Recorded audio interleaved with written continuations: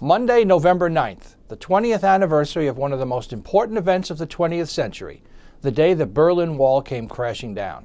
The moment provided dramatic evidence that the Soviet Union was unraveling, that international communism was on its last legs, and that the United States and its allies had won the Cold War.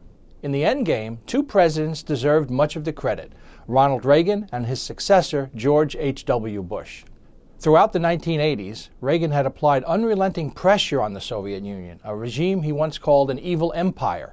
But when the reform-minded Soviet leader Mikhail Gorbachev came to power, Reagan saw an opportunity to make historic strides toward peace, as did Gorbachev himself.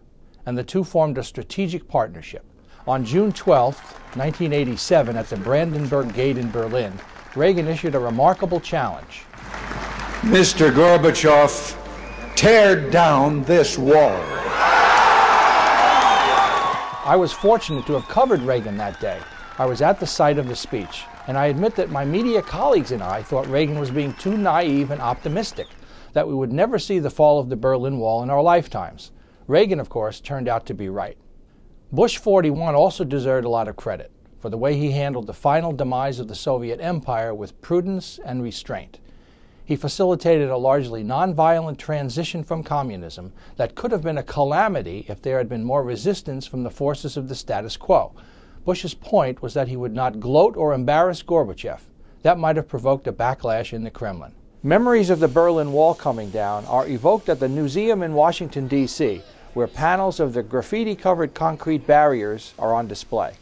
President Obama's advisors tell me that this historic moment serves as a reminder of the importance of persistence, toughness, and flexibility, and the need for engagement by America's president around the world, not only in dealing with international terrorism, but in the next phases of the conflicts in Afghanistan and Iraq, and preventing Iran and North Korea from developing nuclear weapons. Most Americans might not give November 9, 1989 a passing thought, and that's too bad, because it's a day worth celebrating.